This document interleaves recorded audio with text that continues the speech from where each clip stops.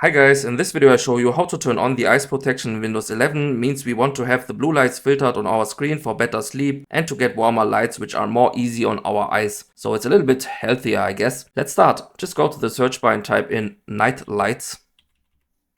Click here or enter and this window will open. So all you need to do is click on turn on now and it will be activated. Blue lights are filtered now. Show warmer colors on your display to help you sleep is activated. Means your screen will look a little bit different. You have warmer lights. It looks some kind of yellow red, just a little bit. And you can also change the strength to, if you use this slider, go to the right and you will have much more warmer lights and less blue lights. Let's go. If you go to the left to 0, for example, it will be removed completely, even if it's here turned on.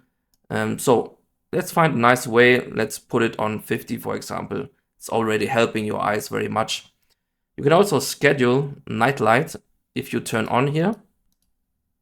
And yes, you can set the hours, for example, if you usually, for example, play games in the evening after work or something, you can put the hours like this.